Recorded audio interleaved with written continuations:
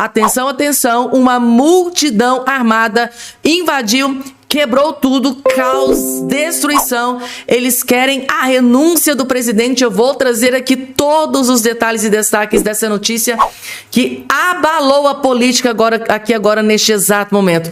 Outra notícia urgentíssima, gente, tá? Lula da Silva entrou em desespero com notícia bombástica que acabou de ser confirmada aqui agora neste exato momento.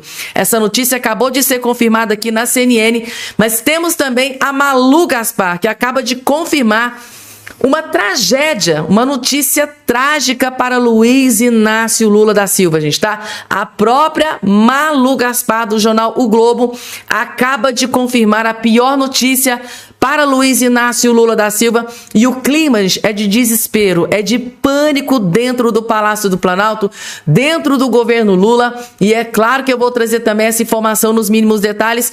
E Donald Trump, presidente dos Estados Unidos, que acabou de fazer um anúncio que chocou não só o Brasil, mas o mundo inteiro, gente, tá? Donald Trump acabou de tomar aqui uma decisão que chocou o mundo inteiro. Essa informação também vai estar aqui nesse boletim.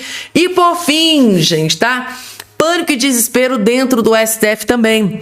Os ministros do STF estão desesperados com uma notícia, com uma informação urgentíssima e gravíssima que também foi confirmada aqui há poucos instantes. Então, clima, gente, extremamente tenso. Eu vou trazer absolutamente tudo aqui a partir de agora nesse boletim, rápido, antes de tudo e qualquer coisa, né? Eu tô vendo aqui que tem muita gente que tá sempre me acompanhando, tá sempre me assistindo. Até para vocês que caíram de paraquedas aqui pela primeira vez, seja muito bem-vindo. É um prazer imenso ter você aqui no nosso canal.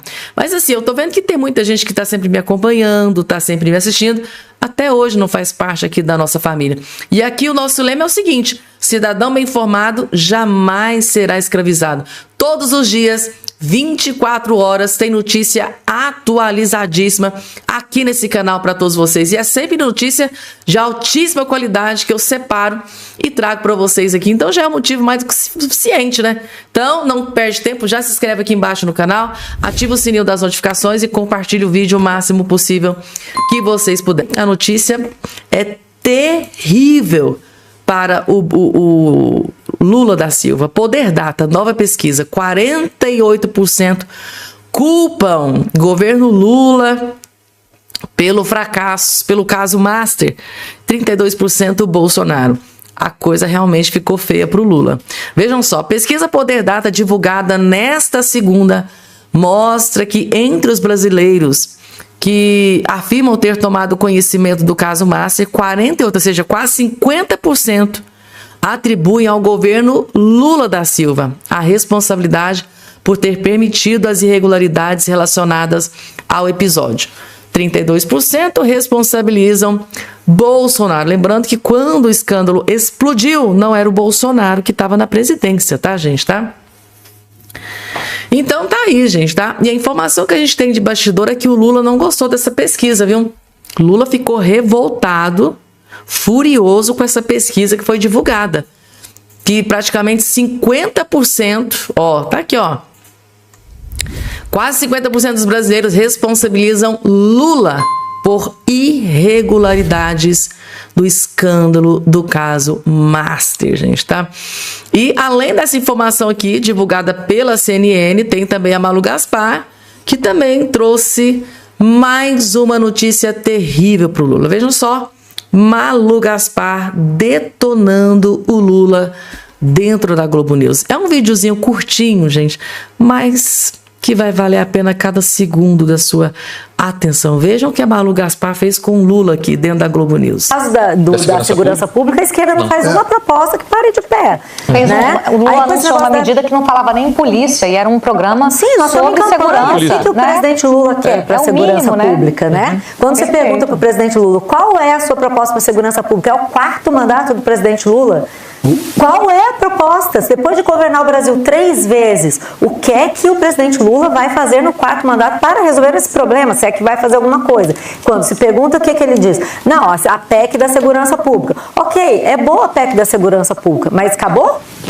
Entendeu? Eu acho que isso também cria um vácuo onde os oportunistas entram para ficar fazendo... Os oportunistas são os bolsonaristas, tá, gente? É claro, se o Lula dá uma banana, tá se lixando para a segurança pública, é claro que a gente vai bater nessa tecla.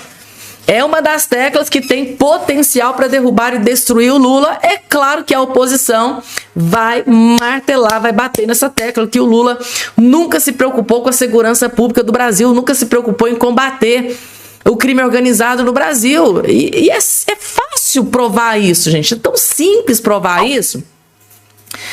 Que vejam o dinheiro, o orçamento que o Lula separa para a Lei Rouanet, para os artistas, né, para os jornalistas, aquele pessoal lá que ajudou a colocar ele na presidência, e vejam o orçamento que o Lula separa para combater o crime organizado. Então, assim, gente, é só dar um Google, o valor que o Lula reservou para a Lei Rouanet e o valor que o Lula reservou para combater o crime organizado no Brasil. É uma diferença gritante, né? Que a prioridade do Lula é os artistas, Lei Rouanet e outras regalias. Agora, combater o crime organizado nunca foi o forte do Lula, nunca foi, não é e nunca será. E essa questão que acabou de ser exposta pela Manu Gaspar dentro da Globo News. E agora, gente, o Donald Trump, ele concedeu uma entrevista aqui para uma jornalista militante de esquerda, lá da CNN dos Estados Unidos. O que acontece? Essa mulher aqui, gente, tá? Ela ficou dias esperando essa entrevista, ficou horas esperando essa entrevista. Inclusive, ela disse aqui que ficou até debaixo de chuva, esperando essa entrevista. Aí ela conseguiu a tão sonhada entrevista com o presidente dos Estados Unidos, Donald Trump. E sabe o que o Donald Trump fez? Deixou ela falando sozinha. Ele saiu da entrevista, ele abandonou a entrevista e fez seríssimas acusações contra a militância da esquerda, o jornalismo de esquerda. Suas eleições são fraudulentas. Gente, vocês não têm noção. O Donald Trump escurraçou a jornalista. Visivelmente ela ficou muito constrangida, ficou furiosa, revoltada. Só faltou ela pegar o Donald Trump pelo pescoço e trazer de volta para sentar na cadeira, de tão constrangida que ela ficou. Só que ele pegou, vejam só o que ele fez, gente. Meu Deus do céu. Your elections are crooked, and you're crooked, and Meet the Press is crooked, and so is ABC, and CBS, and CNN. You're one-sided crooked networks. Right, let's call it quits, because I've had enough. Thank you, darling. Have a good time. Mr. President, let's please, I traveled all the way to Wisconsin. I traveled all the way to Wisconsin. Eu fiquei sentada na chuva por 1 hora esperando essa entrevista. Coitada da jornalista. Eu fiquei na chuva, Trump. Não vai embora, não. I traveled all the way to Wisconsin. On and off in the rain. And I've given you enough time. You ought to straighten out your press, because you know what? A country can never be great with a dishonest press. We traveled all the way to Um país nunca pode ser grande com uma imprensa desonesta. Gente, aí ele abandonou a entrevista. Gente, a cara da jornalista. We traveled all the way to Wisconsin for this interview. Meu Deus, a cara dela, olha lá, olha a cara dela, olha lá. Your elections are crooked. Que humilhação. Essa jornalista aqui, gente, essa mesma jornalista, ela entrevistou o presidente de Cuba, né? Aquele que o Donald Trump está tentando combater. E durante essa entrevista, gente, ela foi tão assim solícita, educada. Ela deixava o presidente de Cuba falar, dar as suas explicações. Gente, eu vi a entrevista para comparar com essa com o Trump. Ela simplesmente não deixava o Trump falar. O Trump começava a dar as suas justificativas, as suas explicações. Ela não deixava o Trump falar.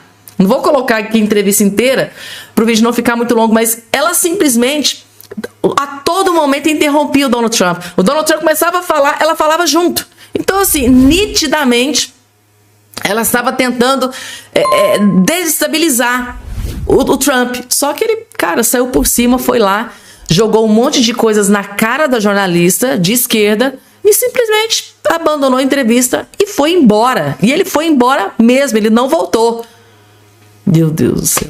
Que situação humilhante para jornalista. E agora, gente, eu tive acesso aqui à informação que eu achei muito interessante, mas muito, muito interessante. Eu vou explicar o motivo para vocês. Olha só. PT lança mobilização para defender Lula nas redes sociais em ano eleitoral. Aí depois, teve mais uma outra manchete aqui que eu separei acerca dessa questão. Olha só que interessante. PT lança mobilização para divulgar ações e resultados do governo Lula em ano eleitoral, gente, tá? Durante o tempo em que o Bolsonaro era presidente da República, ele também fez isso aqui. Sim, ele teve lá o seu pessoal, ele começou a pedir o seu pessoal para fazer campanha, gente, mostra o que a gente fez de bom no governo. Só que na época do Bolsonaro, isso aqui teve um nome pela imprensa de esquerda: milícia digital. Para a militância da esquerda, o Bolsonaro montou uma milícia digital, um gabinete do ódio, né? Mas no governo Lula, não, gente, é só uma mobilização. No governo Lula, no governo do amor, não existe milícia digital, não existe gabinete do ódio, mas na época do Bolsonaro teve lá a milícia digital do Bolsonaro, o gabinete do ódio do Bolsonaro. Era isso que saía na imprensa de esquerda. É impressionante, gente, tá? Como a imprensa menciona as coisas quando é Lula envolvido. Eles têm assim um malabarismo, um eufemismo para fazer com que tudo seja bonitinho. Mas isso aqui, será que a gente pode chamar também de milícia digital, de gabinete do ódio? Será que sim? Será que não? Abre precedentes, né? Tá aqui. Há 4 meses das eleições, o PT vai lançar uma mobilização de militantes com o objetivo de que se tornem porta-vozes do presidente Lula nas redes sociais. A campanha será lançada às 18h30 na próxima terça, em um centro de eventos em Brasília, com transmissão para todo o país nas plataformas digitais. Oficialmente, a campanha eleitoral só começa dia 16 de agosto, mas a militância já pode se mobilizar. Isso porque, na prática, as restrições da pré-campanha incluem apenas pedidos explícitos de votos, incluindo a distribuição de santinhos com o número do pré-candidato e tudo mais. Uma mobilização nacional. Ou seja, gente, isso aqui mostra o desespero do Lula. Então, o Lula tá pegando a sua militância, os youtubers, os influencers, os esquerdistas, os petistas, e estão montando um batalhão para que eles falem bem do Lula, do quanto o governo Lula foi maravilhoso, foi incrível, foi impecável, o quanto o Brasil melhorou, o quanto a segurança pública melhorou, o quanto a saúde melhorou, enquanto tudo melhorou. É só eles que enxergam isso, né? Porque o povo brasileiro mesmo não está enxergando nada disso. Mas para eles teve coisa boa que o Lula fez, e a ordem agora é para que eles façam propaganda, que falem bem do Lula. É uma verdadeira... Lá eles falaram, no caso do Bolsonaro, era uma gabinete do ódio e milícia digital. É basicamente assim, ó, detonem o Flávio e falem bem do Lula da Silva. Aí a gente não pode interpretar como gabinete do ódio, porque usa vermelho. É diferente, vocês sabem como é que é. Eita, gente. E agora, deixa eu trazer aqui uma informação para vocês de uma multidão que invadiu, quebrou, ateou fogo. Gente, foi um caos que acabou de ser confirmado aqui. Forças Armadas foram acionadas. Isso tudo aconteceu, gente, tá? Na Bolívia. Isso tudo aconteceu na Bolívia com um novo presidente de direita. Uma multidão furiosa, armada, partiu para cima e eles querem que o presidente de direita, que foi eleito agora recentemente, o presidente Rodrigo Paes, renuncie o cargo. Sim, eles querem que o presidente de direita renuncie o cargo. E eles estão ameaçando, uma multidão está indo para cima, inclusive fortemente armados. Gente, tá um verdadeiro caos naquele país. Ó, o Congresso da Bolívia aprova o uso das Forças Armadas contra bloqueio em estradas. Vocês não têm noção do que está acontecendo naquele país, gente, tá? Então, as Forças Armadas foram acionadas para colocar ordem naquele galinheiro, né? O Congresso da Bolívia aprovou neste domingo uma lei que autoriza o presidente do país, Rodrigo Paes, que é um presidente de direita, gente, tá? A acionar as Forças Armadas para desobstruir as vias bloqueadas por protestos. Os manifestantes exigem a renúncia do político, lá do presidente, em meio à pior crise econômica bolivariana em 4 décadas. Camponeses e caminhoneiros bloqueiam rodovias há mais de um mês. Rodrigo Paz governa há 6 meses e avalia decretar estado de exceção para ampliar o uso da força militar e restringir o direito de reunião. Até o momento, a tropa de choque da polícia lidera as operações em estradas com atuação militar limitada. Gente, eles estão colocando fogo, estão invadindo, estão destruindo. Inclusive, saiu um vídeo aqui de tudo que está acontecendo lá. Uma multidão, olha só, armada,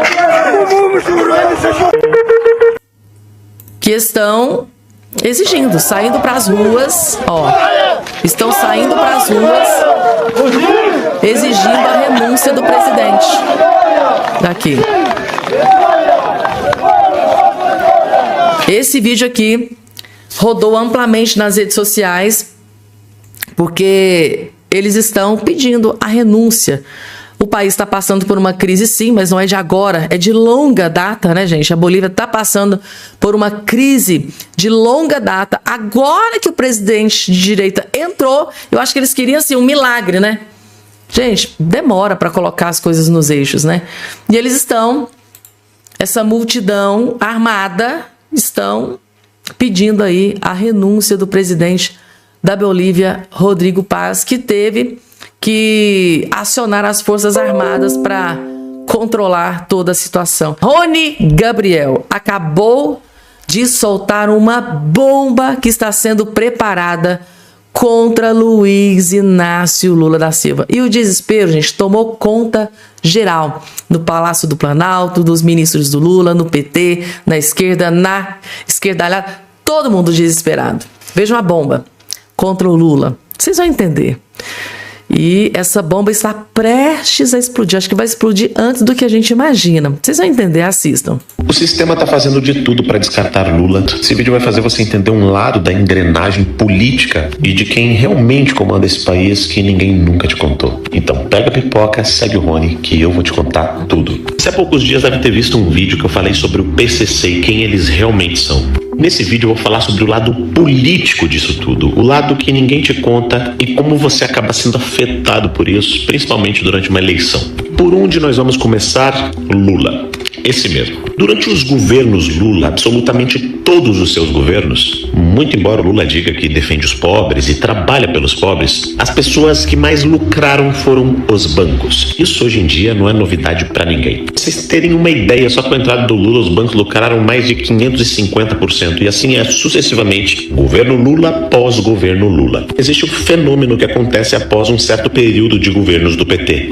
As pessoas ficam mais inadimplentes, o risco do país eleva e os próprios bancos que lucraram com o governo Lula passam a perder dinheiro.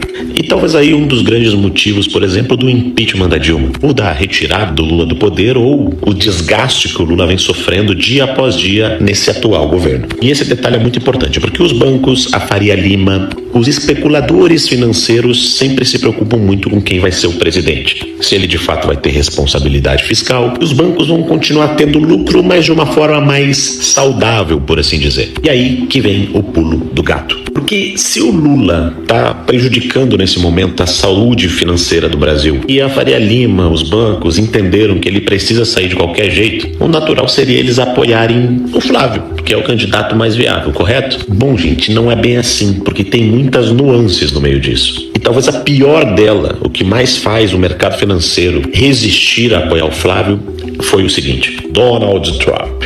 O mercado financeiro não gosta do Donald Trump? Não tem a ver com isso. Tem a ver com a classificação do PCC e do Comando Vermelho como grupos terroristas aqui no Brasil. Bom, no início do vídeo eu já citei para vocês um outro vídeo que eu expliquei quem de fato é o PCC e o Comando Vermelho. Agora eu vou explicar como eles agem e por que os bancos estão preocupados com isso. Flávio pediu, Trump colocou o PCC e o Comando Vermelho como grupos terroristas, só que classificação do PCC e do Comando Vermelho como terroristas eleva risco para bancos e fintechs. O crime organizado na Faria Lima. Por que fintechs viraram meio fácil para lavar dinheiro? Bom, agora algumas coisas começam a encaixar. Rony, você está dizendo que os bancos do Brasil estão envolvidos com PCC e Comando Vermelho? Não, pequeno gafanhoto, não é isso que eu tô dizendo. Mas o que eu tô dizendo é que, sim, o crime organizado utiliza de muitos desses bancos para lavar dinheiro. E se você assistiu outro vídeo, você já percebeu que o crime organizado vai muito além do doidão que tá lá na cadeia ou do fogueteiro. Eles estão na política, eles estão como empresários, nos bancos e assim por diante. E olha só que interessante isso daqui.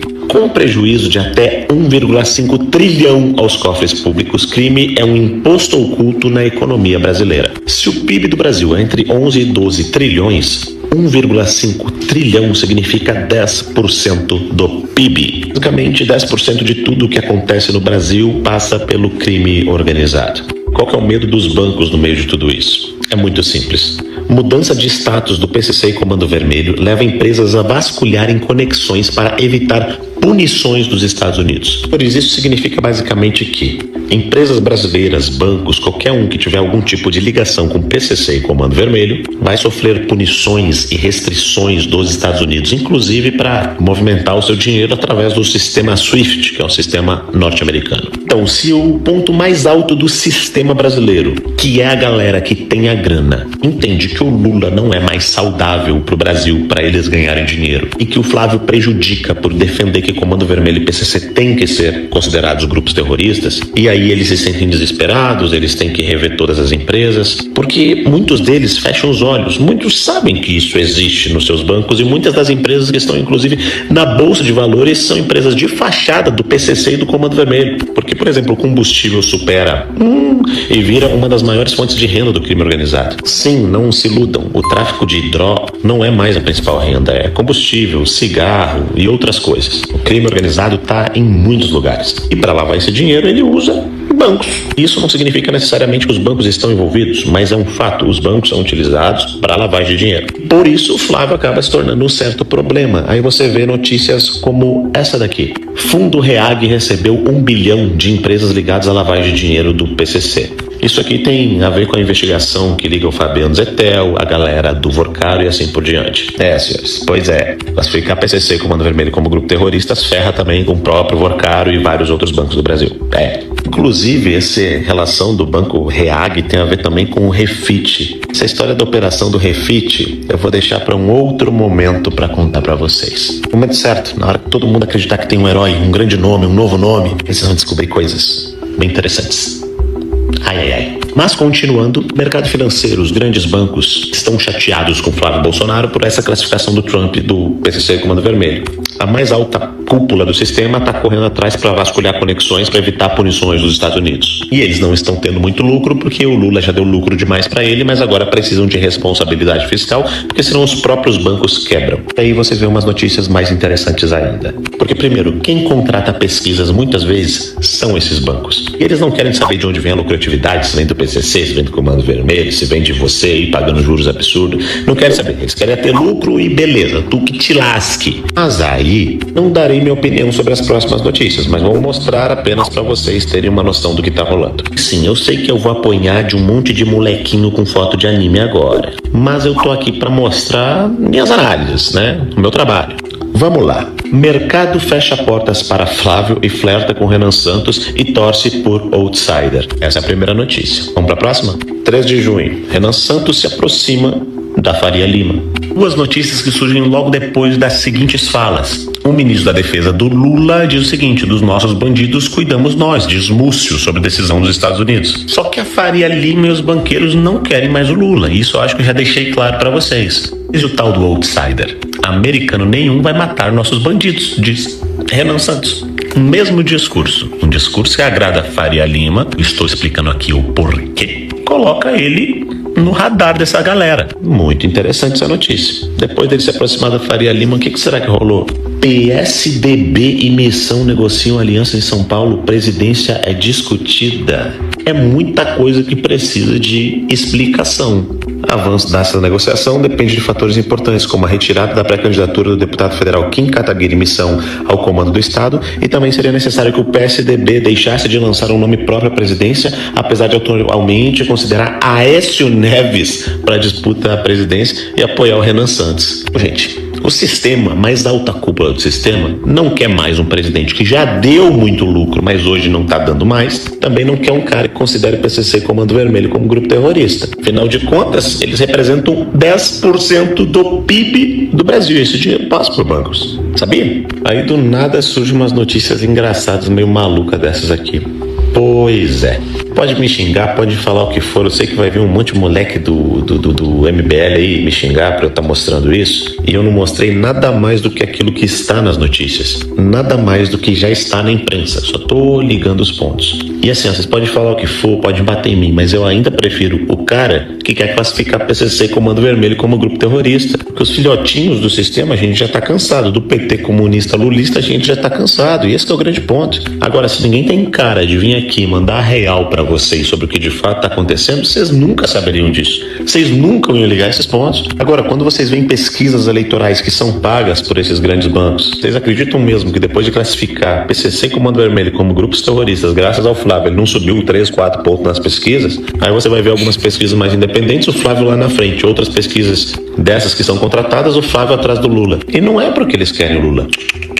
É porque eles querem mostrar que o Flávio não é viável para ver se descobre um outro nome, tem uma articulação melhor com eles. Porque tem muita gente que não está envolvido diretamente no crime organizado, isso é fato. Mas para ganhar dinheiro, dane-se se esse dinheiro vem do crime organizado e de onde vem. Essa que é a grande questão. E aí, enquanto o povo brasileiro está cansado, quando a mãe de família está cansada, você pode vir com qualquer discurso de prender o matou e falar qualquer coisa desse tipo para esse bando de babaca aqui que tem que sofrer a punição de fato. Os verdadeiros criminosos estão sentados atrás de mesas fazendo grandes negociações, financiando candidatos, escolhendo candidatos, financiando pesquisa, financiando a imprensa e financiando todo mundo para mentir para você. E você deve estar pensando, o Rony é maluco de expor tudo isso. Eu acho que eu sou um pouco maluco mesmo. Mas uma coisa eu digo, explodir sistema e mandar banqueiro corrupto pra cadeia, bom, disso eu entendo. Eu sou o Rony Gabriel, pré-candidato a deputado federal pelo estado do Rio Grande do Sul. E se você quer saber a verdade... gente, tá aí mais uma análise simplesmente impecável do Rony Gabriel. Quem, na sua grande maioria das vezes, acerta em cheio, gente, tá? Ele sempre parece ter uma bola de cristal, né? As análises do Rony Gabriel é simplesmente assim, gente...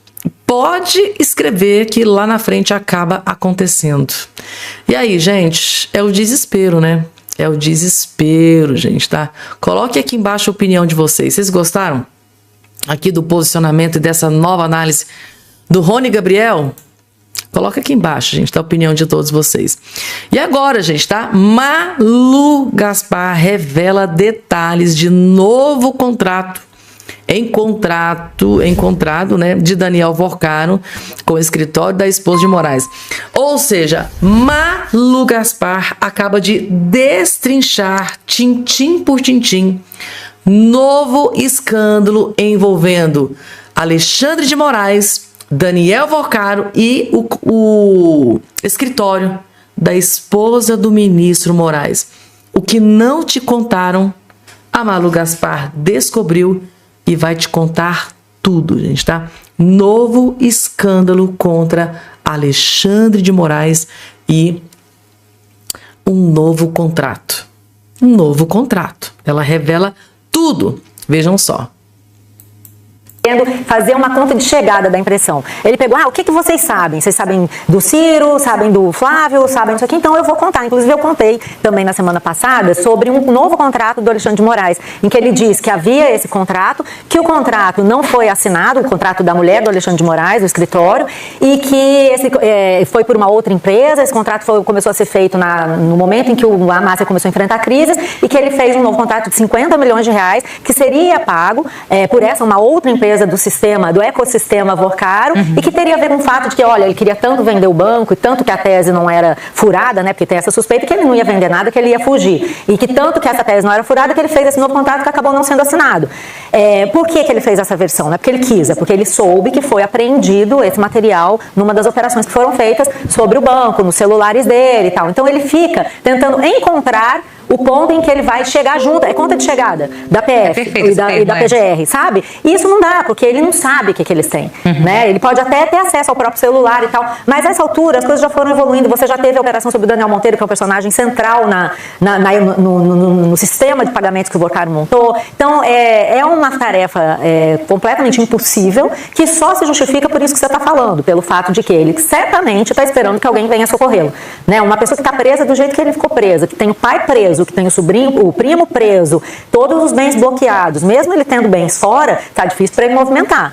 Quanto mais ele demora para movimentar, maior a chance dele ser roubado, como a gente já falou aqui. Então nada justifica, a não ser a expectativa de socorro. E isso a gente sabe que tem um calendário paralelo rolando, que é, por exemplo, o calendário que vai discutir a prisão preventiva do Henrique Vocaro, que é o pai dele, que, vamos lembrar, não está preso por outra coisa senão montar uma milícia de pessoas que estariam perseguindo adversários ou quem quer que seja que não agradasse a eles. O Vocaro encomendou ali que se quebrasse o dente de um jornalista. E ser o cara do caixa, ou seja, tinha subordinação a esse pai dele de uma coisa gravíssima, de máfia. Quando ele precisou esconder o dinheiro, logo depois da operação, ele mandou 2 bilhões de reais para a empresa do pai. Então não é uma pessoa que está, coitada, sendo vitimada, mais uma vez, né? Eu acho que é muito curioso que, diante de tudo isso, o Daniel Vocaro ainda esteja na PF. É bom que ele tenha um prazo, porque senão fica muito confortável. Não, gente, então eu apresentei essa versão, vocês não gostaram, eu vou fazer outra. E assim vai indo, vai né? Vai fazendo não contento e vai ganhando tempo. É assim que rodam essas negociações intermináveis, né? E acho que nesse caso,